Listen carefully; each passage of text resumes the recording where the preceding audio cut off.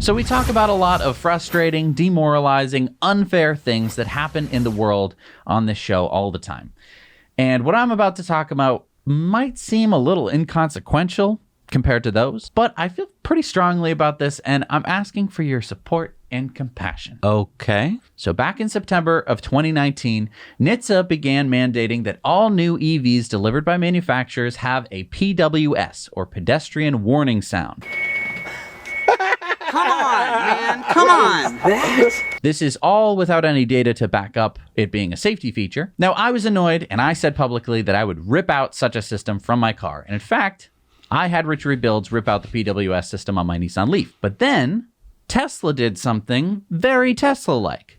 They made boombox mode. Which one is boombox mode again? Tesla took that exterior speaker that had to play the PWS sound, and they let you play anything you wanted out of it. Anything from snake jazz to horse hooves to even your radio. So nice, loud music coming out of the Tesla. To let people know you're there. And you know what? It made me flip on a dime. Suddenly, I wanted a new Tesla just so I could have the speaker on the outside of my car making noises on the outside of my car. Oh, right, because your car's an early Model 3 and it doesn't have the speaker. I went from wanting to rip that speaker out of my car like Mortal Kombat to wanting to get a new car to have that speaker in my car. And I would have put up with all the dumb safety sounds as long as for the 5% of the time that I wanted to do something funny or fun or interesting with the boombox mode, I could have that as a feature. I'd put up with the backup noises. I would do all of that. Why is this story titled Fun Police Strike Again, though? Now NHTSA has ruled that because you can play sounds that are louder than the PWS sounds,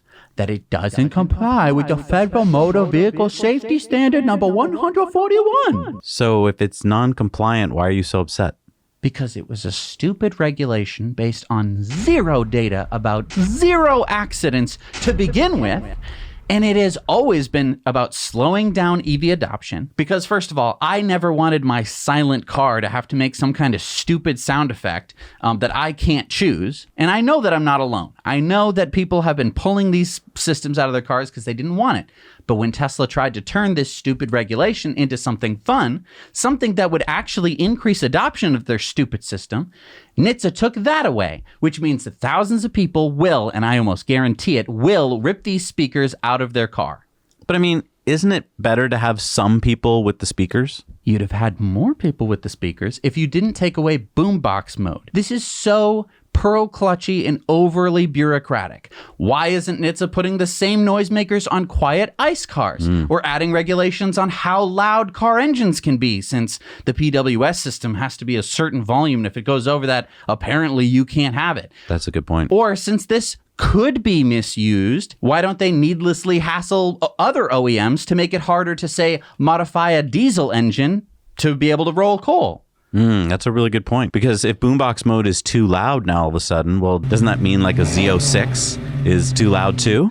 And they even put it in the recall, because of course they have to make it a stupid recall, even though it's going to be fixed with an over-the-air update. Oh, it's already been fixed. Of course, it's already been fixed. You can't even talk about these recalls without saying they've already been fixed on an over-the-air update. And I think Elon agrees with you. I mean, Salif Cybertruck says, what was the rationale behind the boombox recall? And Elon said, the fun police made us do it. Sigh. Well, I thought Missy Cummings was supposed to recuse herself from anything Tesla related, but I mean, is she allowed to be like, I can't vote on this, but could you just, I wrote this for you. Could you just pass that for me at the next meeting? I mean, the regulation was passed well before Missy Cummings, so I'm not even going to blame her for this. It was so stupid and based on nothing. There's no data to back up this regulation. No, I agree it was written before her, but the fact that they are actually in trying to enforce Tesla for it, it just seems like that's something that Missy had her hand in. Right. So anyway, wire cutters exist, and if I buy a new Tesla, that speaker coming out.